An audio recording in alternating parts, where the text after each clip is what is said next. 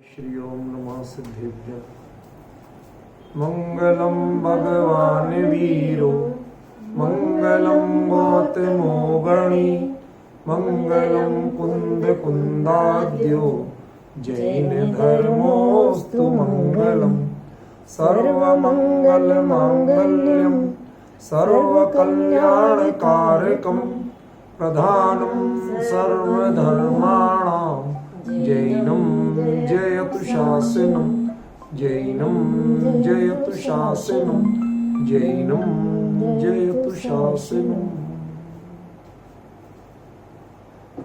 प्रतिक्रमण पर चर्चा अपनी चल रही थी, पेज नंबर 31। इसमें प्रश्न ये किया था कि पाप परिणामों से हमें ऐसी क्या कोई व्यावहारिक जीवन की हानि भी होती है कि हमें प्रतिक्रमण करना जरूरी हो। देखो, आजकल हर चीज के साइंटिफिक और प्रैक्टिकल एस्पेक्ट मांगे जाते हैं। हम क्यों करें? धीरे धीरे योगा और मेडिटेशन को विश्व भर के सारे डॉक्टर्स और सारे हॉस्पिटल्स अडॉप्ट करने लगे, वो अपनाने लगे, लागू करने लगे। ठीक है ना? यद्यपि कई जगह जो भारतीय में प्राइवेट हॉस्पिटल्स में जो मंदिर बनने की प्रथा है, वो एक एडिशनल इमोशनल ब्लैकमेल का रूप है कि आदमी परेशान ही जाता है, दुखी होता है, बिल तो आपका पूरा भर ही रहा है। अब वो हैरान परेशान जब लगता है पता नहीं होगा, ठीक हो नहीं होगा, तो वो भगवान के पास अब दूर नहीं जाना चाहता, पता नहीं कब बुला ले, ऊपर डॉक्टर्स कब कॉल कर ले, तो रहना वही है। तो वो नीचे एक मंदिर बना देते हैं, आदमी वहां बैठे बैठे चढ़ावा चढ़ाते ही है, क्योंकि उनके यहाँ तो मान्यता है ना कि चढ़ाएंगे, कुछ ना कुछ भगवान ही कर दे, शायद कुछ नहीं हो पाए। तो वो उनकी हॉस्पिटल वालों की एक्स्ट्रा आमदनी है, वो किसी और जगह नहीं जाता। तो वो तो एक तरह का छल है। लेकिन ऐसी जो केंद्र बनने लगे, जो ऐसी प्रक्रियाएं होने लगी, उसका एकमात्र कारण यही है कि आज की मेडिकल साइंस भी ये स्वीकार करती है कि शरीर की विकृतियां शरीर के भौतिक परमाणुओं पर ही आधारित नहीं है। यार पॉइंट समझ रहे कि नहीं समझ रहे? जितनी विकृतियां हैं, इवन कैंसर जैसी बीमारियां भी, वो सारे इसके भौतिक परमाणुओं पर आधारित नहीं है। उनमें बहुत कुछ कारण आपकी आध्यात्मिकता भी है। आप अंतरंग में कलुषित परिणामों से रहते हैं या शांत परिणामों से रहते हैं, सात्विक परिणामों से रहते हैं, इससे बहुत कुछ डिपेंड करता है। आपके कष्ट को, आपकी बीमारी के बढ़ने को, आपके शरीर की विभिन्न प्रक्रियाओं के असंतुलन में इसका बहुत बड़ा रोल होता है। ठीक है ना? इसलिए यह विषय लास्ट में लिया कि भाई प्रतिक्रमण आपके धार्मिक कारण से करें कि हमारे लिए या हर व्यक्ति के लिए करना जरूरी है, और है तो क्यों? वो आज के कारण बताओ, आपके धर्म कर्म आप जानो। ठीक है ना? ये प्रश्न मैंने उठाया और उसका उत्तर दे रहे हैं कि पहला पॉइंट जो दिया, कलुषित परिणाम, पाप चाहे हिंसा रूप हो, झूठ या चोरी रूप, किसी भी रूप में हो, वे सभी आत्मा के स्वभाव के विपरीत ही होते। ये तो तय कि आपका जो नेचर है ये उसके अगेंस्ट, ये आपको एबनॉर्मल करेंगे। और इसका जबकि शांत और सौमनस्य आदि प्रवृत्तियां उसकी यानी आत्मा की सहज और स्वाभाविक परिणतियां, वो नॉर्मल रहेगा तो वो शांति रहेगा, सौमनस्यपूर्ण व्यवहार ही करेगा, किसी से लड़ाई झगड़े का, मान कषाय का, छल प्रपंच का नहीं करेगा। इसका एक प्रमाण यह भी है कि संसारावस्था में संलग्न शरीर, माने जो हमारे साथ शरीर जुड़ा हुआ है, ये शरीर तक इन आत्म स्वभाव से विपरीत परिणतियों को आत्मसात नहीं कर पाता है। आत्मसात करना माने ऑब्जर्व करना, उनसे एडजस्ट करना नहीं कर पाता। आप थोड़ा सा भी कुछ करते हैं, तुरंत शरीर में कभी ब्लड प्रेशर बढ़ेगा, कभी शुगर बढ़ेगी, कभी सिर दर्द बढ़ेगा। ठीक है ना? ये जितनी समस्याएं हैं, ये सब कैसे बढ़ती हैं? ये अपने परिणामों में कलुषित पना बढ़ने से बढ़ती है। और जिनके परिणाम अपेक्षाकृत शांत रहते हैं, उनको कुछ भी नफा नुकसान कुछ हो जाए, उसकी परेशानियां कम से कम। आपने सुना होगा, देखा होगा, कभी कभी ये मैच वगैरह आते हैं या कोई पिक्चर आती है, उसमें जब कोई बड़ा एक्साइटमेंट का मूवमेंट हो तो उस समय कहते भाई जिनको हार्ट की तकलीफ है या जिनको और किसी तरह अवसाद की परेशानी है वो लोग आगे ना देखें या अपनी रिस्क और रिस्पॉन्सिबिलिटी पे देखें, हमें दोष ना दें। समझ रहे ना क्यों आता है? इसका मतलब है कि आप जो पर से जितना जुड़ते हो उनमें कलुषित परिणाम करते हो तो उसका इफेक्ट शरीर पर भी पड़ता ही है, अनिवार्य रूप से पड़ता है। ठीक है ना? ये एक इनका आपसी निमित्त नैमित्तिक संबंध है। इनसे शारीरिक और मानसिक रूप से असहजता, असंतुलन, ये जरा समझना पड़ेगा। शारीरिक और मानसिक रूप से का मतलब क्या? देखो, शारीरिक रूप से तो ये ब्लड प्रेशर आदि है, शुगर और ब्लड प्रेशर, ये क्या है? शारीरिक रूप। और जो अवसाद, डिप्रेशन आदि जिसको कहते हैं, ठीक है ना, ब्रेन स्ट्रोक आदि जो हो जाते हैं, ये अकेले शारीरिक नहीं है, ये मानसिक ज्यादा है। ख्याल में आपको जो डिप्रेशन होता है, घबराहट होने लगती है, बेचैनी, ठंडा पसीना आने लगा, एकदम है सुन्न जैसे पड़ जाते हैं, हम कौन है, कहाँ है, ऐसा भूलने से लगते, कुछ नहीं है। ये सारी जो प्रक्रियाएं हैं इनका एकमात्र केंद्र है कि आप जब कलुषित परिणामों से डिप्रेस्ड होते हैं मानसिक रूप से तो ये सारी चीजें होती हैं, और इससे बाहर निकल आए तो कुछ नहीं होता। आपको खुद ही लगे कि ये पता नहीं शरीर में कुछ ऐसी परेशानी आ रही है, अब पता नहीं मैं बचा कि नहीं बचा, एक बार सोच लीजिए, अब देखिए कितनी परेशानी है। समझ रहे ना? और यदि थोड़ा कुछ नहीं यार होता रहता है, कुछ नहीं। मैंने एक बार वहां शंकर रोड स्वाध्याय में बताया था एक सही घटना, मेरे पिताजी कई बार बताया करते थे। हमारे घर में एक बाहर जगह थी, बड़ी बड़ी दुकानें थी, खाली पड़ी रहती थी, तो एक मुसलमान ट्रांसपोर्टर को दे दी थी। वहाँ ट्रांसपोर्टर का काम या तो जैनों या मुसलमानों के पास, तो किसी जैनी ने कहा तो कोई बात नहीं, भला आदमी है, दे दो, दे दी। अब उनके चलते थे ट्रक, जैनों के ज्यादातर बसें चलती थी, और वो लोग ट्रक वगैरह का धंधा, सरदार और मुसलमान ट्रकों का धंधा करते थे। तो उनके ट्रकों में ललितपुर के पास एक अटा नाम की जगह है, तो वहां इमारती पत्थर बहुत निकलता है, खासतौर पे सीलिंग स्लैब्स, पूरी छत 12-12, 15-15 फीट की, और वो बड़े मजबूत पत्थर होते थे। मतलब आरसीसी के लेंटर नहीं डलते थे पहले। हमारे एरिया में दीवार बनाई, उन पर वो पत्थर रख दिए, और उसके ऊपर आरसीसी थोड़ी, बिना उसके आयरन के, बिना स्टील के, सीधी आरसीसी उस पर बिछा देते थे। ना गर्डर चाहिए ना कुछ चाहिए, इतने मजबूत होते थे। समझ गए? तो वो पत्थर निकलते थे, आज भी निकलते हैं, पर पहले बहुत था। पहले, आजकल तो ये सब आरसीसी की वैसी जाल वाली, लोहे की जाल वाली बनने लगी, पहले ये नहीं होता था। पहले सब वही पत्थर के बनते थे, तो उतना पैदावार ज्यादा होती थी, और मकान बनते भी रेयर थे। गरीब आदमी तो मिट्टी के मकान में रहते थे। तो वो जो मुसलमानों के जो था, तो उनको हम लोग चच्चा चच्चा बोलते थे, तो उनके ट्रक जाते थे और वो पत्थर वहां लोड करवाएंगे। अच्छा, वहां थी घाटी, पहाड़ी एरिया, तो संभल के आना होता था। रोड भी पहले छोटे छोटे थे ज्यादा, आज जैसे हाईवे नहीं थे।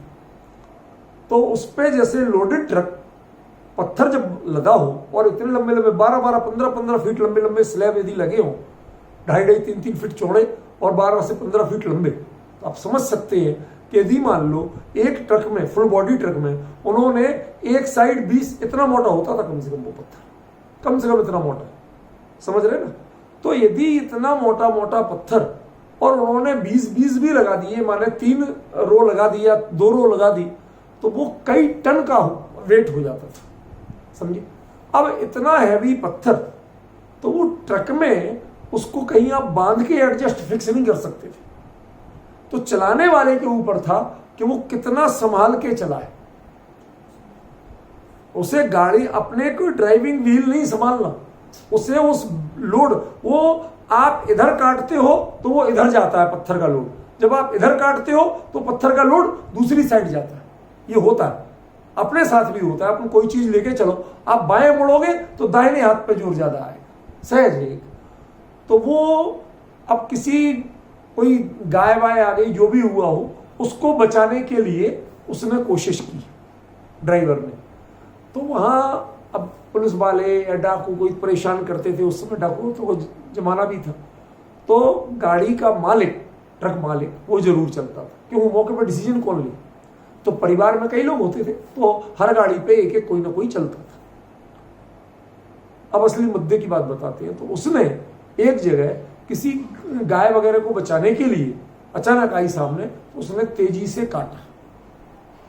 काटा तो वो बैलेंस नहीं रहा। अच्छा, पहाड़ी एरिया ही था ही, तो दोनों ओर थोड़ी सी खाई सी हुई होती थी, तो ट्रक पलट गया तो आदमी निकल के गाड़ी से बाहर फेंके। वो पत्थर तो अपनी चाल से आया, तो बॉडी तोड़ता हुआ गिरा। तो जो गाड़ी का मालिक उसमें बैठा हुआ था, तो वो पत्थर उसके ऊपर ऐसे खिसकते हुए इधर कमर पे, ऐसे जैसे अपन गोदी में नहीं बिठा लेते किसी को, ऐसे उसके 4 पत्थर गिरे ऊपर के। अब आप सोचो कि 12 से 15 फीट लंबे, इतने मोटे और 2.5 से 3 फीट चौड़े, कितना वजन हुआ। तो वो गिरे, तो मालिक चिंता कर रहा अपने एम्प्लॉइज की कि पता नहीं किसी को कितनी चोट लगी। वो उस समय क्या सोच रहा, कुछ नहीं, पत्थर गिरे मेरे ऊपर, अभी उठा ले। अब जब अचानक पत्थर गिरेंगे आपके ऊपर खिसक के, तो वो 2 पीस हो चुका था। ऐसे गिरे कि वो 2 पीस हो उसे, लेकिन उस समय होश नहीं है शरीर का। उसे चिंता क्या हो रही थी, गाड़ी के लोगों को किसी और को चोट तो, अरे भैया हम इलाज करा देंगे, चिंता मत करो। तो लोग सब ऐसे देख रहे हैं, क्यों, 2 पीस आदमी हो जाएगा तो खून बह रहा, सब हो रहा, उसे उधर ध्यान नहीं, वो उनकी चिंता कर रहा। और उसने जो लोगों ने कहा ऐसे क्यों देख रहे हो, लोगों ने कहा भाई साहब आप तो देखो। जो देखा, इतनी जोर से चीख मारी और ऑन दी स्पॉट खत्म। अब ये पूछना चाहता हूं कि शरीर 2 टुकड़ों में बटेगा, इतना वजन पैरों पे सब कुचले ही होंगे, कोई हल्का तो था नहीं। और पत्थर स्लैब जो हो तो वो तो चाकू की तरह काम करती काटने में। तो इतना सब हुआ तो उसे दर्द हुआ था या नहीं? दर्द का वेदन नहीं हो पाया। अरे दर्द शरीर को तो होता नहीं, आत्मा ही को होता है, वेदन आत्मा को होता है, और वेदन नहीं हो पाया का मतलब क्या? मेरा प्रश्न क्या है, संयोग की स्थिति और स्वभाव की स्थिति 2 भिन्न होती है कि नहीं होती है? संयोग की स्थिति के हिसाब से दर्द होना चाहिए था, यही कहना चाहते ना। संयोग की स्थिति के हिसाब से बहुत दर्द होना चाहिए, और स्वभाव की स्थिति उसका उपयोग बटा हुआ था अन्य लोगों, पता नहीं किसको कितनी चोट लगी हो। पीछे मजदूर बैठे थे, वो तो पत्थरों समेत गिरे, समझ गया ना। तो वही कोई वो ज्यादा हत्या नहीं मचाए, चलो हम तुम्हारा इलाज करा देंगे, कर देंगे। वो मालिक है तो जिम्मेवारी की बात कर रहा। तो उसने इस स्थिति में उनकी जब तक चिंता की, देह पर उपयोग नहीं किया, तो उसे कुछ पता नहीं चला। समझ रहे कि नहीं? कुछ पता नहीं चला। और ज्यों ही उसने उधर ध्यान दिया, तो पीड़ा के मारे छटपटा के क्षण भर में देहांत हो गया। तो वो पीड़ा काय से हुई? देह कटने से हुई। अब आप कहें उनका परस्पर निमित्त संबंध जितना है उससे मैं मना नहीं कर रहा।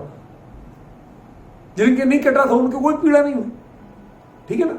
लेकिन उस पीड़ा के पीछे उपयोग एक बहुत बड़ा कारण था, समझ रहे हैं?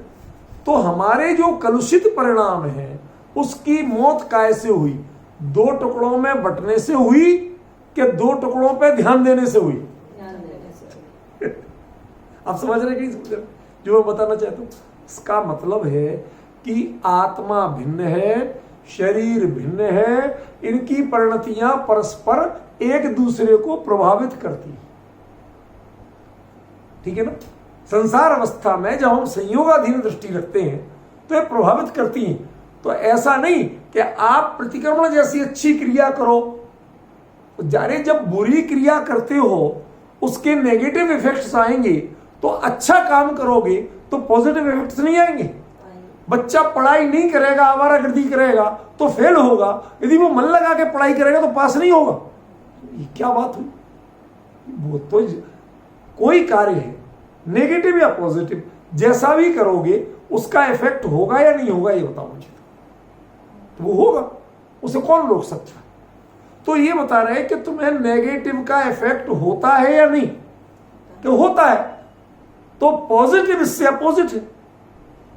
वो जो भी आप अंदर में आत्मा के विपरीत परिणाम करते हो, कलुषित परिणाम, वो उन कलुषित परिणामों को रोकता है, धोता है, दूर करता है, साफ करता है। तो उससे पॉजिटिविटी आएगी कि नहीं आएगी? भूखे रहने में शरीर कमजोर होता है, तो भोजन करोगे तो वजन बढ़ेगा, ताकत आएगी। लगता कि नहीं लगता? तो जैसे ये भौतिक आप इसे भूखा रखते हो तो कमजोरी बढ़ती है, खिलाते पिलाते हो तो ताकत बढ़ती है, ऐसे ही आत्मिक परिणामों का भोजन क्या है? कषाय, ये इनके लिए कष्ट है, बद परहेजी है, इससे कमजोरी बढ़ती है। समझे कि नहीं? और ज्यों ही कषाय घटाओगे आप और अच्छाई बढ़ाओगे तो अपने आप आपकी सारी शारीरिक प्रक्रियाएं भी अच्छी काम करती हैं।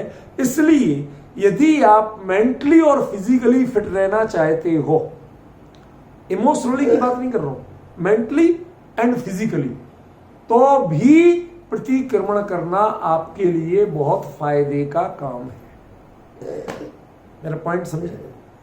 जैसे आज विश्व भर में योगा करने लगे, हाँ शरीर ठीक रहे, शरीर ठीक रहे, मेडिटेशन कर, अरे मन ठीक रहे, मन ठीक रहे।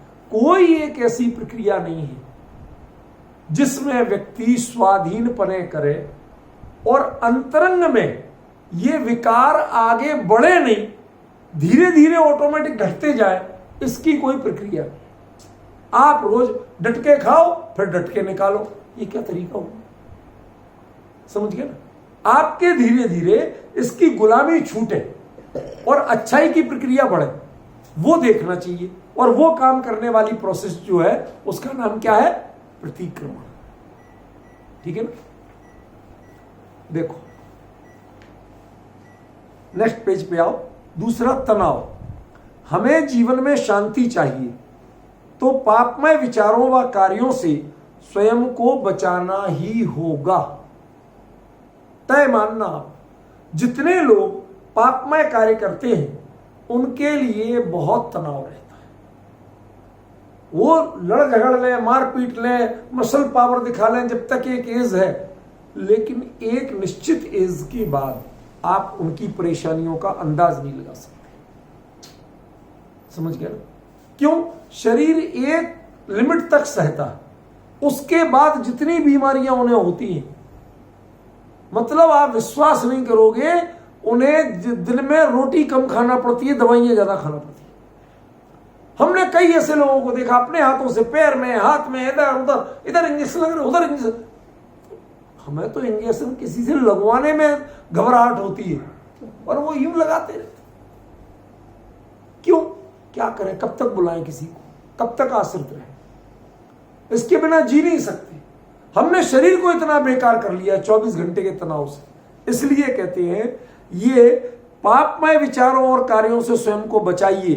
अत्यंत सरल व संक्षेप रूप में समझाना चाहें तो एक झूठ ढकने के लिए 1000 चिंताएं रहती हैं। हर समय सावधानी चाहिए, किंतु यदि वही बात सीधे शब्दों में ज्योंगी त्यों स्वीकार कर ली जाए, हाँ भाई साहब भूल हो गई, बताओ अब क्या गलती, क्या दंड देते हो आप, तो आप उन सभी तनावों से बिना किसी परेशानी के बच सकते। समझ गए? पाप रूप कलुषित विचार एवं आचरण तनाव के साथ ही उत्पन्न होते। पाप कभी भी बिना तनाव दिए उत्पन्न नहीं होता। हिंसा, झूठ, चोरी, कुशील, परिग्रह, कोई भी पाप हो, वो आपको तनाव दिए बिना उत्पन्न नहीं होता। पहले आपका बीपी बढ़ाएगा, उत्तेजना बढ़ाएगा, शरीर के अवयव शांत काम नहीं करते, सहज काम नहीं करते, श्वासोच्छ्वास, ये आपको पता नहीं चलना चाहिए। देखो मैं आपको कुछ इसके प्रैक्टिकल एस्पेक्ट बताता हूं। ये बाबा रामदेव वगैरह और लोग योगा के नाम पर आपको दुनिया भर के प्राणायाम सिखाते हैं। वो काय के लिए? मानता हूं वो उपयोगी, मैं बेकार नहीं कह रहा हूं, लेकिन क्यों उपयोगी, किन के लिए उपयोगी? कि जो शरीर में सामान्यता तो उदासीन रहे, भाई किसी तरह तो पंपिंग करो फेफड़ों में, आप ताजी हवा लेती नहीं, प्रदूषण में रहते हो, ठीक है ना, तो कुछ तो जाए। तो उन्होंने, हमारे यहाँ बुंदेलखंडी में कहावत चलती है, के नो गाकरे के नो लांगने। लांगन तो समझते हो आप, लंगन तो समझते हो, और गाकरे मीन्स जैसे आप दाल बाटी खाते हो ना, घी में तर बाटी, तो हमारे यहाँ की एक डिफरेंट टाइप की बाटी होती है, वो इससे ज्यादा हाइजेनिक होती है, क्योंकि राजस्थानियों की जो बाटियां होती है वो तो गोल पत्थर से होती है, अंदर तक पकी ना पकी गारंटी नहीं। लेकिन जैसे आपके यहाँ रोट बनता है ना, तो रोट तवे पे बनता है, हमारे यहाँ रोट जैसा नहीं। उन्होंने थोड़ी मोटी मोटी, इतनी मोटी मोटी लेकिन इतनी बड़ी साइज की ऐसी वो बना के, समझ लो वो जो बाटी है ना, उसको ही थोड़ा आपने थपथपा के ऐसा बना दिया। और बनाने के बाद क्या करना, तो वो नहीं, चूल्हे में नहीं, ये जो उपले वगैरह होते ना या अंगारे, उनको जब आंच कम हो जाए उन पे रख दिया, जिससे मध्य आंच पे धीमे धीमे सिके, तो वो अंदर तक प्रॉपर सिकती है। दो पलट पलट के अच्छी तरह सिक गई, ठीक है ना। जैसे आप तो उसमें बाटी घुसे देते, तो बाटी अंदर तक सिकना, जब इतनी बड़ी गोल है तो उसमें अंतर पड़ेगा, और इसकी मोटाई कम होती है तो अच्छी तरह सिक जाती है। फिर उसमें वो भी खूब घी भरते हैं, बूरा डालो, कुछ भी करो, दाल से खाओ, वो मर्जी अलग। लेकिन वो कहते हैं के नो गाकरे के नो लांगने, कहते हैं साहब खाएंगे तो नो गाकड़ खाएंगे, और नहीं तो नोदल लंघन करेंगे। ये एबनॉर्मल लाइफ, क्या बताना चाहते, this is abnormal life, you should be normal. या तो आप बिल्कुल ऑक्सीजन लेते नहीं हो, प्रदूषण वाले कैसे भी घुस के कहीं भी बंद बंद ऐसे रह रहे, और कभी ओ जोर जोर से हाँ, ये क्या है। ध्यान रखिए, प्राणायाम फेफड़ों को ऑक्सीजन तो देता है, लेकिन ये दिमाग में भी ब्लड प्रेशर बढ़ाता है, ध्यान रखना। ये टोटल बॉडी में ये लो ब्लड प्रेशर के लिए भले ही अच्छा हो, लेकिन जिनको जीवन की शांति चाहिए, जिनका ब्लड प्रेशर ऑटोमेटिक चले, आपको सांस लेने का पता होता कब सांस ले रहे, तो सांस लेते कि नहीं लेते, ले रहे, लेकिन सोचते हो नहीं। जैसे ये प्रक्रिया सहज चलती है, ऐसे पूरे जीवन की प्रक्रिया एकदम शांत सहज चले, कुछ दिमाग पे जोर नहीं डालना पड़े, तनाव नहीं लेना पड़े, ख्याल में ना। तो आपको क्या करना पड़ेगा, कलुषित जीवन, पापमय परिणाम, पापमय चिंतन, ये छोड़ना पड़ेगा। ये आपके लिए हार्मफुल, ठीक है ना। तो आपके लिए मन की शांति चाहिए, सहज प्रसन्न मनोवृत्ति चाहिए। इसके लिए प्रतिक्रमण एक गजब की दवाई है। आप प्रतिक्रमण करिए, पुराना भी तनाव खत्म, जिन चीजों के कारण दिमाग में हाँ भाई गड़बड़ी तो हुई थी, आप गड़बड़ी करके चैन से नहीं रह सकते। कई लोगों को ऐसे देखा मैंने कि जिन्होंने एक आवेश में आके किसी का मर्डर कर दिया, किसी को पता नहीं चला, भाई अनायास कहीं आप जा रहे थे, रास्ते में किसी ने आपको ऐसे ही किया, कई बार हो जाता मजाक जैसा, कुछ भी कोई जा रहा था तो उसने सोचा अपना व्यक्ति है, तो उसने उसको हो ऐसे कर दिया पीछे से जाके मजाक में। अब वो पहले ही डरा हुआ जा रहा था जंगल में से, और आपने ऐसे किया, तो वो उसने छुपा के ये चाकू या कोई पत्थर छुपा के हाथ में ले जा रहा था, कोई मेरे ऊपर आक्रमण करे तो मैं उसे अपनी रक्षा करूंगा, और उसने लेके आत्मरक्षा में उसे कर दिया पीछे एकदम। अब देखा ये तो अपना है नहीं, उतने में वो मर गया, तो उसने कहीं भी डाल दिया, छोड़ दिया, गाड़ दिया, एनीवे अब वो चला। अब बताओ दुनिया में किसी को पता चला नहीं चला। पहले इतने ज्यादा सूचना तंत्र भी नहीं थे, नहीं पता चलता था, ठीक है ना। किसी के पास मोबाइल नहीं होते थे, कोई ट्रैकिंग के साधन नहीं थे, कब कहा क्या हो जंगल में शेर वेर खा जाता था, कई बातें होती थी, पता नहीं चला। पर ऐसे केसों में वो व्यक्ति यदि बहुत धुरंधर पापी नहीं है तो उसकी रातों की नींद गायब। उसे तो पता है ना कि मैंने एक की हत्या की, उसे पता है, वो धीरे धीरे तनावग्रस्त होगा, बीमार पड़ जाएगा, डॉक्टरों को दिखाओ, बताए नहीं जब तक, तब तक बीमारी बढ़ रही। आखिरकार एक दिन परेशान होके गया पुलिस थाने में, सरेंडर किया, साहब देखो हमसे ये भूल हो गई थी, अब जो आपको सजा दिलवाना हो दिलवाओ। अब उसे डॉक्टर की जरूरत नहीं।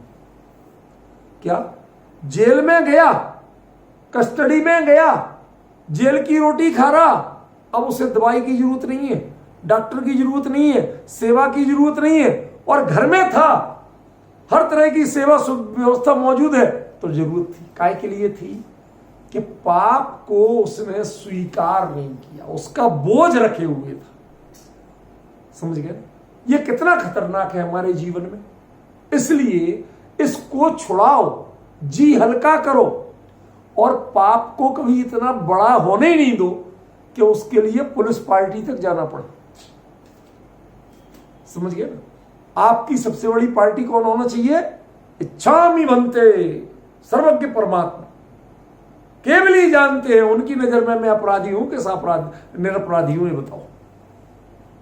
क्या उनके सामने खड़े होने लायक हो तुम? हमारे यहां बात बात में बुंदेलखंड साइड चलती है, भगवान की कसम, नेम की कसम, ये इस तरह से कसमें खाते। क्या है ये आदत अच्छी थी पहले, एक बार बुरी नहीं थी। क्यों? हर बात में हम भगवान को साक्षी रखते हैं, हमें उनका भय बहुत है। दोनों डरते थे कि इसने भगवान की कसम खाली माने ये पाप नहीं कर सकता। देखो, एक बार भगवान का नाम ले लिया, ये गॉड फीयरिंग नेचर था। समझ रहे ना? तो ये जो नेचर बना के चले, केवल ही परमात्मा हमारे साक्षी हैं, मतलब अब आपके पाप की जाति भी ऐसी नहीं होगी जिसका इलाज पुलिस करे। कभी पुलिस थाने में जाके कहना कि भाई साहब मैंने झूठ बोलने की सोची थी कि इस पर कौन सी धारा लागू होती है? पूरा संविधान पलट लेना, सारी दुनिया का, कहीं मिलेगा? अरे भाई जाओ, काय को हमें हैरान कर रहे हो? भाई साहब बताओ ना, कुछ तो है, अब गड़बड़ी तो मैंने की है। मैं झूठ बोलने की सोची थी, मैंने इसकी चवन्नी चुराने की सोची थी, चुराई नहीं थी, सोची तो थी, अपराध तो किया था। अरे यार जा भाई, क्यों? उनके पास इसका कोई इलाज है ही नहीं। उनकी किताबों में, उनके संविधान में ये अपराध ही नहीं है। समझ रहे ना? हर घर में जनानियां, लेडीज पति के पर्स में से गायब करती हैं माल। हमारे यहां तो नहीं होता खैर, लेकिन बता रहा हूं, ऐसी किस्से सुने हैं। पैसे गायब करती हैं। उस चोरी की कहीं रिपोर्ट लिखी गई आज तक? कोई थाना एक्सेप्ट करेगा? जिस थानेदार के पास जाओगे वो कहे भैया मेरे यहां भी होता है, रोज मेरे निकलते हैं, मैं किससे कहने जाऊं? डिफरेंस समझ रहे ना?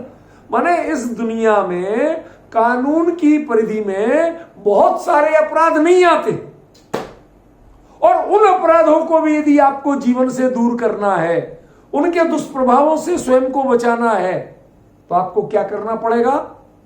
आपको प्रतिक्रमण की आदत डालना पड़ेगी। कोई इलाज नहीं। हमें यह भी हम बहुत ज्यादा खुल के नहीं कह रहे, क्योंकि आप लोग थोड़े अभ्यासी हो। यदि आम जनता के बीच में कहना पड़े तो इसको हम इस ढंग से कहेंगे कि लोगों को लगे कि प्रतिक्रमण के बिना काम ही नहीं चलेगा। समझ गए? वो देखो, अशुभ लेश्या, ये सब हम आपको धार्मिक और दार्शनिक पक्ष दिखा रहे हैं। अशुभ लेश्या, कसायों के आवेग से प्रेरित हमारे मन वचन काय के योगों की प्रवृत्ति ही लेश्या है। परिभाषा जानती हो आप? जोग पौती लेसा साहु कसाय उदयाणु रंजिया होदी। ये मूल गाथा बता रहे आपको। समझ गए? ये कसाय पहाड़ों आदि ग्रंथों में, गोवट सार आदि ग्रंथों में, उनमें ये परिभाषा है। जोग पौती लेश्या, जो योग की प्रवृत्ति है वो लेश्या है। वह कब कहलाती है लेश्या? कसाय उदयाणु रंजिया होदी। वह कसाय के उदय से अनुरंजित, उससे प्रेरित, उससे रंगी हुई। उसमें इफेक्ट किसका है? कसाय का। काम कौन कर रहा है? योग। काम कौन कर रहा है मारने का? हाथ। लेकिन हाथ पापी नहीं। पापी कौन है? फिर फांसी गले को क्यों लगती है? हाथ को लगाओ। डिफरेंस समझ रहे ना कि हाथ कुछ नहीं है, ये योग की प्रवृत्ति है, लेकिन कषाय इसको नहीं हुई, कषाय यहां पैदा हो। ठीक है ना? यह लेस्या बुरी या अच्छी कब कही जाएगी कि आपकी कषाय कैसी थी? यही हाथ पूजन में सामग्री चढ़ाने के लिए उठते हैं, यही हाथ श्री जी का प्रक्षाल करने के लिए उठते हैं कि नहीं उठते? यही हाथ दान देने के लिए उठते हैं। वो भी तो लेस्या है कि नहीं है? तो वो भी लेस्या। एक आत्म ध्यान के अलावा सारी परिणतियां लेस्या है, समझे ना? एक आत्म ध्यान के अलावा सब परिणतियां लेस्या है। लेकिन वो लेस्या कब कहलाती है? किस रूप में? कि हम बुरी को बुरा और अच्छी को अच्छा कहते हैं। तो आप यदि जीवन में अच्छी लेस्याओं की आदत डालोगे, बुरी को बढ़ने नहीं दोगे जीवन में, तो आप अपेक्षाकृत much more mentally and physically healthy रहोगे। तनाव कम से कम होगा, प्रसन्न चित्त रहोगे, मीठी नींद आएगी, समझ गए ना? सहज रहोगे, समझे? आपका पाचन तंत्र ठीक रहेगा। ध्यान रखना, पाचन तंत्र इस तनाव से बहुत ज्यादा इफेक्टेड होता है। जिस दिन आप स्ट्रेस में हो, आपका पाचन बिगड़ेगा, या तो लूज मोशन हो जाएंगे और या कॉन्स्टिपेशन गैस होगी। क्यों? वो पार्ट जिससे एसिड डिस्चार्ज होता है और वो भोजन को पकाता है, समझे? आप कच्चा भी भोजन खा लो, वो भी पक के निकलता है। आप जो पचना और पकना, इन दोनों में अंतर समझते हो ना? क्या अंतर होता है? अंदर तो हीट है उससे। मैं ये पूछना चाहता हूं, पचना और पकने में अंतर क्या होता है? आप कहते हैं पचा हुआ, तो आप उसे बदबूदार बुरे अर्थ में लेते हो, मल आदि के अर्थ में लेते हो, और पका हुआ तो आप बढ़िया खाने के अर्थ में लेते हो। जबकि पक नाम की कोई धातु ही नहीं है, कोई वर्ब नहीं है।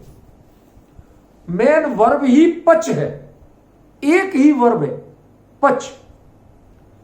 पच पाके, उसका फॉर्म होता है पक, पकवान, मूल में वो पच है, समझे ना? तो जो पच है वो पचना, यहां भी वही काम होता है एसिड से, और वहां काम होता है हीट से, समझ रहे? ये दुनिया की सबसे बड़ी पाकशाला क्या है? कौन से मंदिर में है? कोई कहते हैं शिरडी के मंदिर में, कोई कहते हैं गुरुद्वारा में, कोई पढ़ा। सबसे बड़ी पाकशाला हर एक के पेट में घुसी हुई है। अब वो जो जठराग्नि है, जो एसिड निकलता है जिससे वो भोजन पचता है, वो जिस समय आप तनावग्रस्त होते हो, कषायग्रस्त होते हो, वो डिस्टर्ब हो जाता है, वो सिकुड़ जाता है।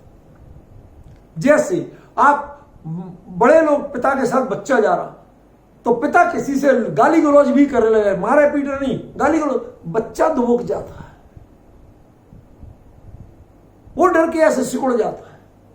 ऐसे आपका ब्रेन ज्यों ही कषायों के अशुभ लेस्या से युक्त होता है, आपके शरीर के जो ऑर्गन्स है वो सिकुड़ने लगते हैं, उनकी नेचुरल जो फंक्शन है वो खत्म होने लगता है। और जब उनका नेचुरल फंक्शन नहीं होगा तो नेचुरली फिर जो काम वो करते हैं वो काम नहीं होगा, तो फिर उसके विकार पैदा होंगे। उनकी ड्यूटी वो थी ऑफिस में, यदि 10 लोगों में से 5 लोग नहीं आएंगे तो काम तो प्रभावित होगा कि नहीं होगा? ऐसी कुछ ऑर्गन यदि काम नहीं करेंगे तो प्रभावित होगा कि नहीं होगा? इसलिए अशुभ लेस्या से हमेशा बचना, और उसको बचाने का काम कौन करता है? प्रतिक्रमण।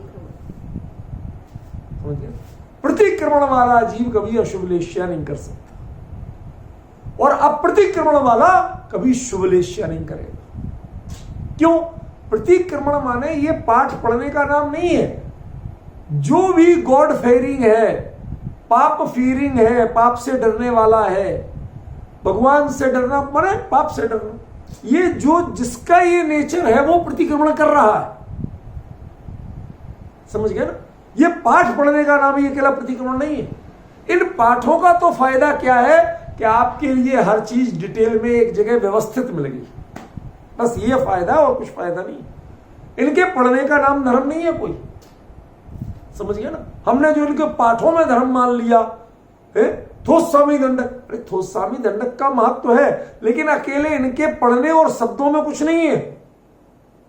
जो स्पिरिट आपको बताई थी, जो भावना आपको बताई, कीमत उसकी है। पर हमारे लोगों ने, रूढ़ी चुस्त लोगों ने क्या कर रखा, एक बच्चे, छोटे बच्चे, अरे उसे थोस्वामी दंडक याद है, पता नहीं आज के लोग कितने हजार रुपए इनाम दे रहे। क्या हो गया इसमें? अच्छी बात है, हम बुरी नहीं कहते, लेकिन उसको वो स्पिरिट भी सिखाओ, वो भावना भी सिखाओ, वो कहां काम आता है, उसकी कीमत पता होना चाहिए, अदरवाइज बेकार। समझ गया। हमारे यहां कई, हमारी लाइफ में ऐसी चीजें पैदा होती हैं, देखते हैं हम रोज, कि जिनको हम पूरी तरह इग्नोर करते हैं, और यदि उनका महत्व बताया जाए तो रातों रात उनकी कीमत एकदम बढ़ जाती है। मैंने दिल्ली में देखा, पहले अखरोट ज्यादा से ज्यादा कोई लेता नहीं था, साबुत वाले अखरोट 60 से लेके 80 रुपए किलो तक बिकते थे। अब कम से कम 500 से 800 रुपए किलो, ठीक है ना। अखरोट की गिरी कभी भी मैंने 150 से ऊपर नहीं बिकती देखी। ये बाबा रामदेव वगैरह ने जब से वो अखरोट का ज्यादा गीत गाए, तब से 1200, 1500, 1800 रुपए किलो, 2000 रुपए किलो, कितनी बढ़िया ला रहे थे। क्या होगी? काय के रेट बढ़े। आपने उनकी जीवन के लिए उपयोगिता समझी। प्रतिक्रमण की जब जीवन के लिए उपयोगिता समझोगे, तब इसका महत्व समझ में आएगा। ख्याल में, ये अशुभ लेस्याओं से बचाएगा। धार्मिक दृष्टि से 3 लेस्याएं अशुभ है, 3 शुभ है। जानती हो? जानती हो कौन कौन सी? कृष्ण, नील, कापोत। शॉर्ट में बताऊंगा, कई लोगों को नहीं भी पता हो सकता है, अधिकांश को पता होगा, सब अभ्यासी है। कृष्ण माने जैसे पेड़ से जामुन किसी को खाना है तो कुल्हाड़ी से पेड़ काटो, गिराओ और उसमें से तोड़ के खा लो, बाकी छोड़ जाओ। माने कितनी अगली पीढ़ी को मिले नहीं, क्योंकि पेड़ कट गया, ठीक है ना। कितनी बड़ी हिंसा हुई, आगे की पीढ़ियों तक का नुकसान, और ऊपर से सारे गिर गए। अब वो तो बढ़ेंगे नहीं, पकेंगे नहीं, तो जो कच्चे रहे वो बर्बाद, बीज नहीं बना।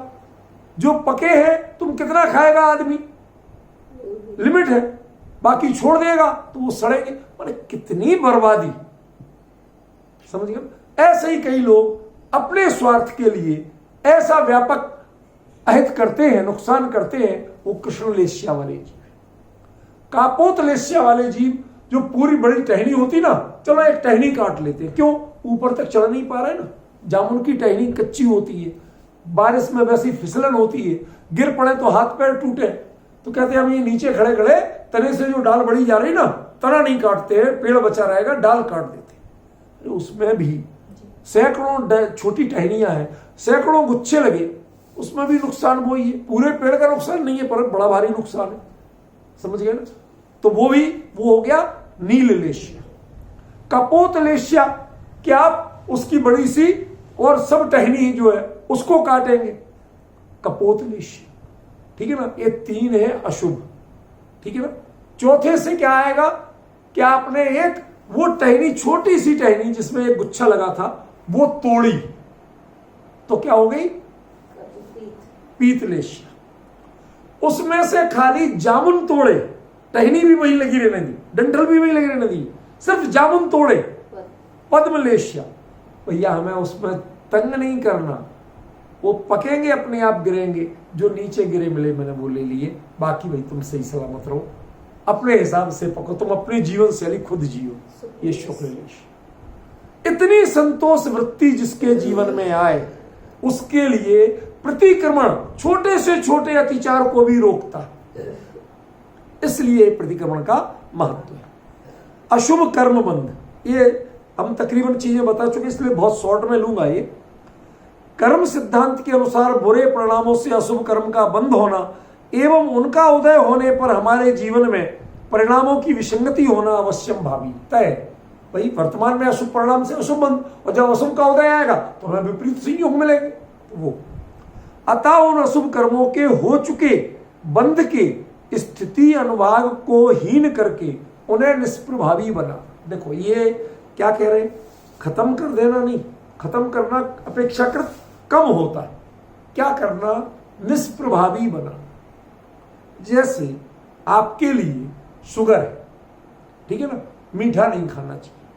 अब एक काम करो कि जो रोटी खाते हो, गेहूं लेते हो, हमारे यहाँ एमपी का गेहूं चलता है, सबसे बढ़िया गेहूं जानती हो क्या होता है? अभी आप लोग एक्चुअली गेहूं को नहीं जानते, नहीं सर्वोदय विरोधी ये सब भूल जाओ आप। असली गेहूं की पहचान है कि जिसकी खेती में कभी पानी नहीं दिया जाए, सिंचाई नहीं की जाए। पहले बीज बोने के पहले एक बार खेत में पानी भर दिया जाता, खूब पीले वो नमी हो गई, अब उसमें अगले एक दिन 2 दिन बाद जुताई करके हल्की सी और बीज बो दिया और उसकी हल्की सी निराई गुड़ाई सफाई कर दी, बीज ढक गया। अब वो अपने आप अपनी नमी गर्मी से पैदा होगा, अपने आप बढ़ेगा। चूंकि सर्दी का मौसम है, ओस पड़ती है, समझ गए, वो ओस को पीता है। फिर जब बड़ा हो जाता है, उसे पुष्ट होना है तो मावट पड़ती है। मावट समझते हो? बहुत तेज। समझो समझो, मावट नाम क्यों पड़ा उसका? एक नाम चलता है पुसोट, एक नाम चलता है मावट। माघ वृट, वृट माने वर्षा, माघ के महीने की वर्षा को माघवट बोलते हैं और पौष के महीना की वर्षा को पुशोट बोलते हैं। थोड़े थोड़े समझा करो, शब्द से भी समझो, कब तक दूर दूर बने रहोगे, ठीक है ना। तो क्षेत्र में अलग अलग प्रभाव है। कहीं पौष के महीने में गेहूं की फसल तैयार होती है तो वहां पर बारिश भी पौष के महीने में होती है। कहीं माघ के महीने में तब ये तैयार होती है तो वहां बारिश भी माघ के महीने में। इसलिए 2 बारिशों के नाम अलग अलग हो गए, समझे। तो वो खाली जो ऊपर से बरस रहा है उस पानी से बनते हैं। वो गेहूं बाली कम होती है, उसमें दाने कम होते हैं, पौधा छोटा होगा, उतना बड़ा नहीं होगा जैसे आपके खाद पानी। कोई खाद नहीं डालते उसमें, ज्यादा या थोड़ी बहुत गोबर की डाल दी, कुछ नहीं डालते। अब वो जो बढ़ेगा, क्यों खाद जितनी डालोगे उसे पानी उतना ज्यादा चाहिए, पानी जितना जाएगा बीज तो ज्यादा हो जाएंगे लेकिन उनकी स्ट्रेंथ कम हो जाएगी। आप बिलीव करोगे, वो दाने आप मुट्ठी में ले लो और यूं हिलाओ तो ऐसा लगता है जैसे कांच के छर्रे बजा रहे हो, इतने। और उसकी रोटी खाओ आप पीस के, तो मतलब यदि आप हाथ की चक्की से पीसोगे और आपकी चक्की में वजन नहीं है तो ऐसा लगता है कंकड़ पीस रहे हो आप, दाने फिर जाएंगे। उसके लिए डालो कम और पार्ट हैवी। मैंने अपने हाथों से पीसे, मुझे पता है। माँ हमारे पहले बाजार की चक्कियां नहीं होती थी, घर की चक्की, तो माँ बीमार रहती थी कई बार, तो मैं अपने हाथ से 2-2, 3-3 किलो आटा पीसता था। मुझे इन सब चीजों का खासा एक्सपीरियंस। तो वो कभी ज्यादा डाल दे, माँ कहती नहीं बिल्कुल छोटा छोटा डालो, थोड़ा तो इतने इतने से दाने डालो। ये असली गेहूं है, इसको पीसने में पाट को जोर लगेगा, समझ गए।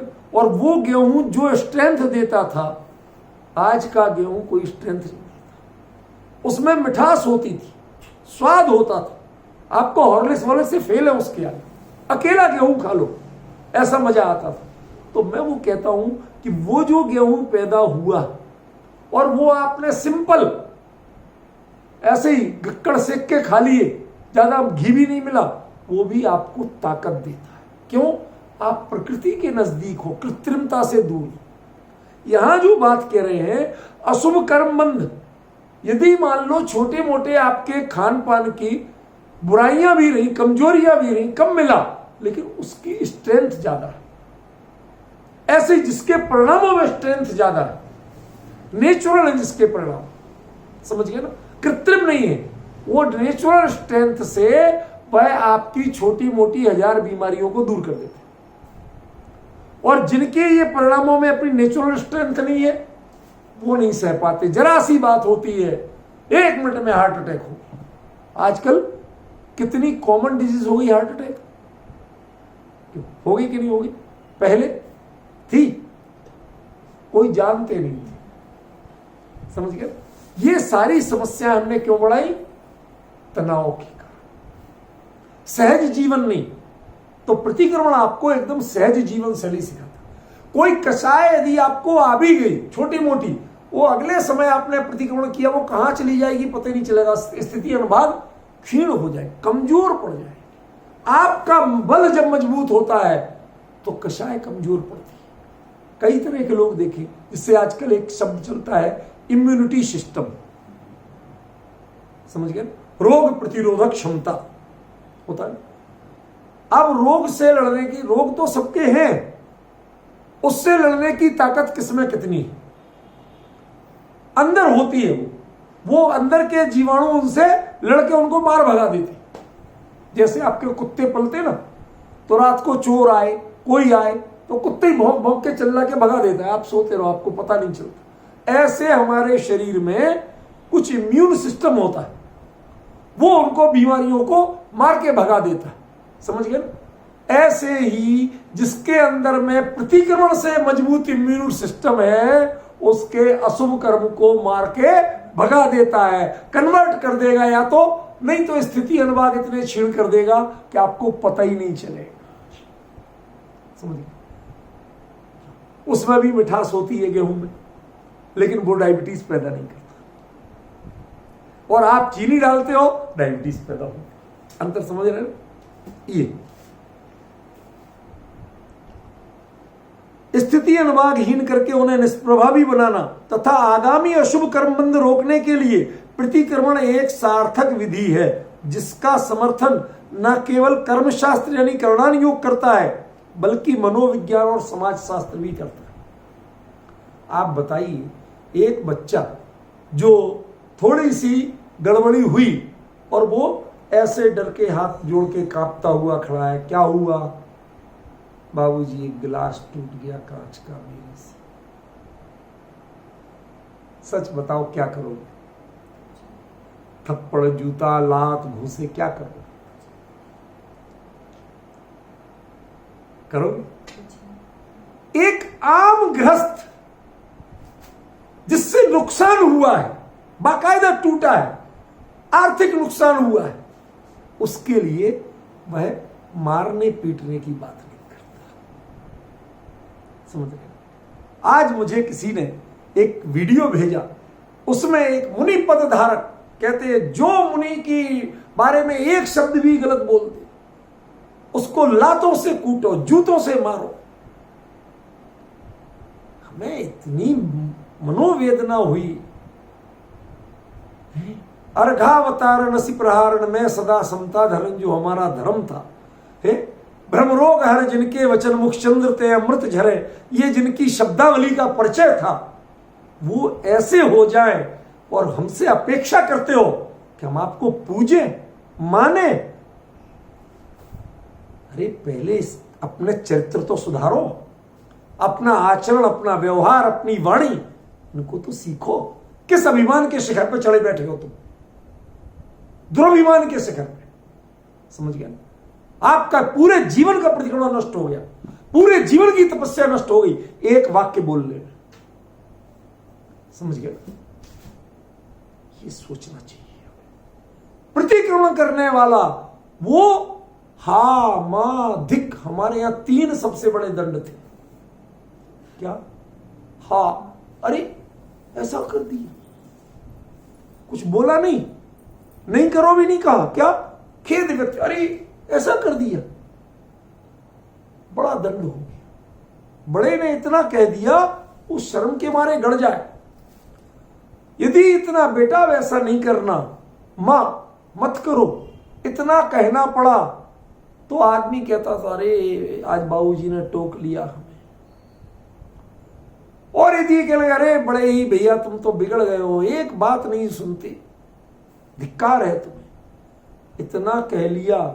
इससे ऊपर जैन परंपरा में निंदा गरहा के शब्दों का प्रावधान नहीं था। हा मां धिक, इससे ऊपर बोल लिया माने तेरे जीवन में प्रतिक्रमण कभी हुआ ही नहीं, तू तो प्रायश्चित का पात्र भी नहीं है। आप सोचिए कहां पहुंच गए हम। ये प्रतिक्रमण जैसी सही प्रक्रिया किसी ने नहीं सीख पाई, इस ढंग से नहीं समझाया, पाठ पढ़ गए। ये जिनने अकेले जिन प्रतिक्रमण को समझा है कि हम पढ़ लेंगे तो हमारे तो सारे पाप धुल जाएंगे, ऐसा भ्रम जिनने पाला है, उनके जीवन में ऐसी घटनाएं घटती हैं कि लातों से मर। सोचिए क्या कह रहे थे, शब्द सोचिए। अरे राम, इतना खेद हुआ मुझे, इतना दुख हुआ। कहते कि वो मुनि विष्णु कुमार मुनिराज थे ना, तो वो बलि को जब 3 कदम में नाप लिया, तीसरा कदम रखने के लिए जगह नहीं मिली, तो बलि राजा ने अपना मस्तक प्रस्तुत किया, लेकिन उन्होंने उसके मस्तक पे पैर नहीं रखा। समझ गए? एक मुनिराज वो ऐसा कर ही नहीं सकते, लेकिन ये उसको कहते, ये हम तुम्हें जिन शासन की गद्दी से बोल रहे हैं, हम तुम्हें ऑर्डर दे रहे हैं कि ऐसे लोगों को आप लातों से कुचलो, और उतने से मन नहीं भरे तो उपान है माने जूतों से मारो। ये शब्द आज सुने, मतलब कहां पहुंच गए हैं। काहे के यति और काहे के संयमी, तुम्हारे तो कहीं धर्म का नाम निशान नहीं, एक आम गृहस्थ से गए बीते हुए। समझ गए? हमारा गृहस्थ जब इतना कहता है, हा मां धिक, इससे हो जाए तो डूब मरने की बात होगी। इससे आगे के शब्द नहीं निकलते। धर्म की व्यवस्था इससे आगे की नहीं होती है, इससे आगे तो सरकार की व्यवस्था होती है, वो कुछ करे तो आप नहीं कर सकते। समझ गए? ये प्रतिक्रमण जैसी सुकोमल प्रक्रिया जो अपनाता हो, क्यों? मैं इसके लिए एक दृष्टांत देता हूं। आपको लगेगा कि आप कुछ डाउन दी ट्रैक बात कर रहे हैं, पर कोई बात नहीं, मेरे बारे में बुरा सोच लेना, मुझे ऐतराज नहीं है, पर मुझे इसकी सुकोमलता बतानी। वो बहुत दिन पहले बचपन में मैंने वो मुगले आजम पिक्चर देखी थी, किसी ने दिखाई थी, देखी, वो ज्यादा देख नहीं पाए क्योंकि अब बहुत बाल मन था।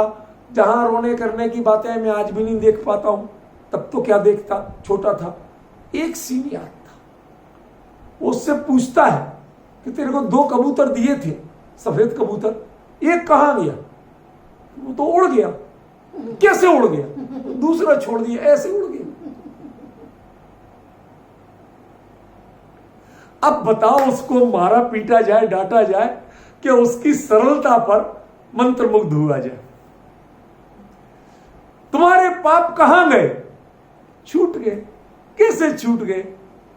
कैसे छूट गए? हम तुम्हारे लिए चोरी का माल दे गए थे, कहां गया? मैंने नहीं रखा। क्यों? आप ही कहते ना चोरी का था, बाबूजी कहते थे चोरी का पाप लगता है, मैंने नहीं रखा।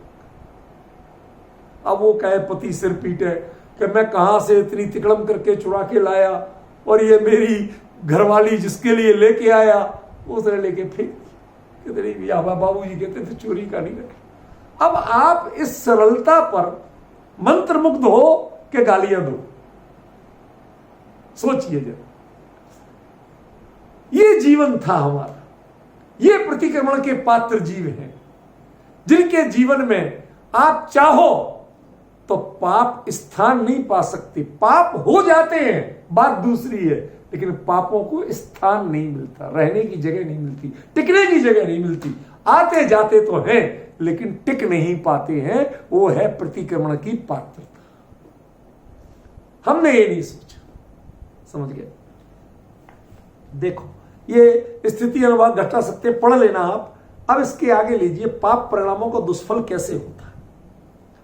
आजकल तार्किक बुद्धि के लोग प्राय एक तर्क प्रस्तुत करते हैं कि जो हो गया वह हो गया, किसने देखा कि उससे कैसे कर्म बंधे और कब कहां भोगना पड़ेंगे, इसलिए चुप रहो और जिंदगी के मजे लो, जो हो गया हो गया। क्यों प्रतिक्रमण करना, क्या जरूरत है? देखो, आज के लोगों के यदि आप उत्तर नहीं दोगे तो आप प्रतिक्रमण चला नहीं सकते। फिर वही पढ़ने वाली बात हो जाएगी। सीखेगा कोई नहीं, करेगा कोई नहीं। ज्यादा से ज्यादा आपके दबाव में साल में एक बार पढ़ लेंगे।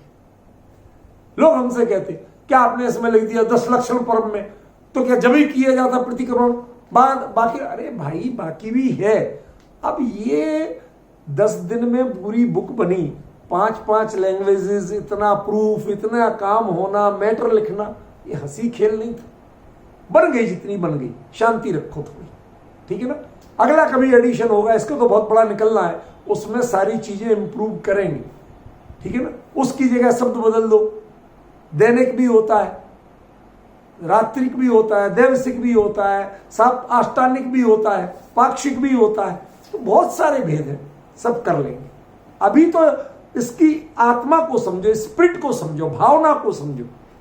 तो उसका उत्तर देते हैं, मैं उन्हें कर्म सिद्धांत तो नहीं समझाऊंगा, लेकिन इतना अवश्य कहूंगा कि यह कर्म सिद्धांत न केवल वास्तविकता है, बल्कि वर्तमान परिस्थितियों में भी हम इसका प्रत्यक्ष अनुभव करते हैं। एक ही समय में, एक ही जगह पर, एक ही नक्षत्र और मुहूर्त में 4 बच्चे जन्म लिए एक हॉस्पिटल में। किसी के हार्ट में छेद है, किसी का पैर पोलियोग्रस्त है, एक स्वस्थ है, एक काला है।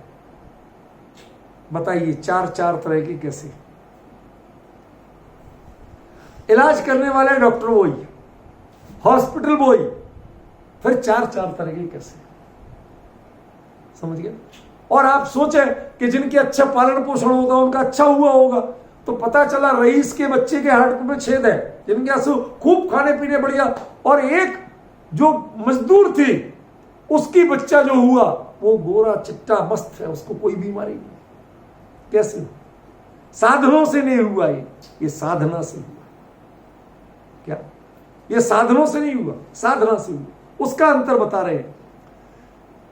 ऐसा ज्योतिष के अनुसार एक जैसे होने चाहिए, किंतु सबकी परिस्थितियां भिन्न भिन्न होना, सब अलग अलग तरह के हैं कि संयोग और ज्योतिषी गणना से भाग्य नहीं बनता है।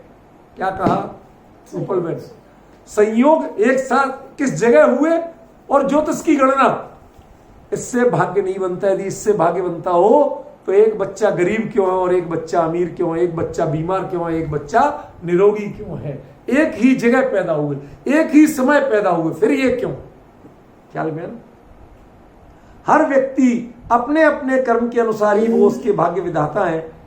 कर्म का कर्ज उधार की तरह, बुराई के रूप में, चक्रवृद्धि ब्याज की तरह। चक्रवृद्धि ब्याज माने ब्याज पर ब्याज, ये निरंतर बढ़ता रहता है। कर्म का बोझ कभी घटता नहीं है।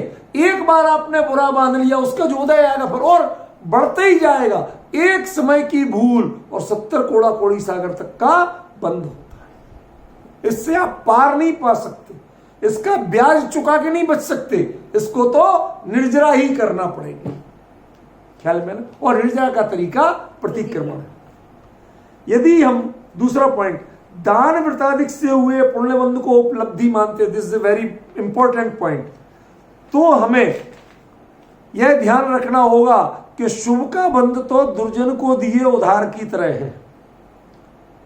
शुभ माने पुण्य कर्म, ठीक है ना। दुर्जन माने दुष्ट आदमी, उसको आपने उधार दे दिया। अब पहले तो चिंता क्या करना कि मिलेगा कि नहीं वापस। पहले तो ये कि आप मानो कि गया, और आज पुण्य बांधा, वह कल तीव्र पाप बंध से पाप रूप में भी, यदि पाप पुण्य में संक्रमित हो सकता तो पुण्य भी पाप में संक्रमित हो सकता, ठीक है ना। जैसे कोई जीवन भर सदाचार करके प्रतिष्ठा बनाए और एक गलती कर दे, किसी की लड़की छेड़ दे, फिर सारी प्रतिष्ठा कहां गई? 60 साल तक कभी कोई गलती नहीं की, रोज प्रक्षाल पूजन किए, अष्टमी चतुर्दशी व्रत उपवास किए, क्यों? कभी रात्रि भोजन नहीं किया, सब 3 अष्टांगिका 3 परिवेषण मनाए, सब कुछ किया, और एक बात हो गई तो क्या इज्जत रह गई? सारी इज्जत गई, सारी पुण्य प्रकृतियां पाप में संक्रमित हो गई। सब लोग उंगली उठा गए थे, वही जा रहा है, समझिए।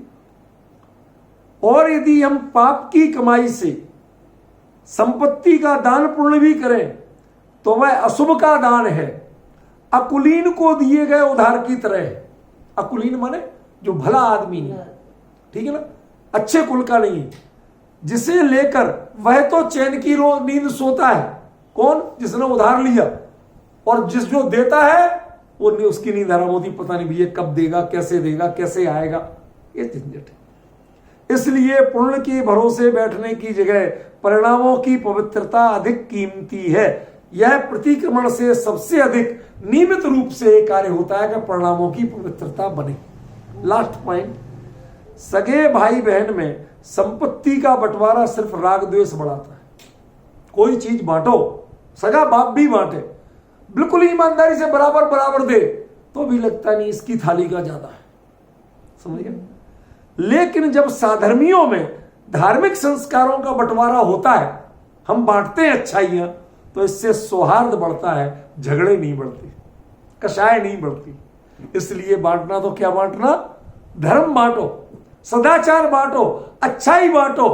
पैसा परिग्रह जितना बांटोगे, 1,00,000 सावधानी रखोगे तो भी जूते खाओगे, गाली खाओगे। और अच्छाई बांटोगे तो इसमें कभी न तुम्हारा घटेगा नहीं और दूसरे में बुराई जाएगी। इसलिए प्रतिक्रमण रूपी धार्मिक एवं आध्यात्मिक संस्कारों को हम आपस में साधर्मी जनों के मध्य सौहार्द पूर्वक वितरित करें, इसकी समृद्धि करें, इस उद्देश्य से ये पुस्तक लिखी गई है। कल मैं आपको प्रतिक्रमण का जो पाठ है वो लेके समझाऊंगा, इसकी चर्चा।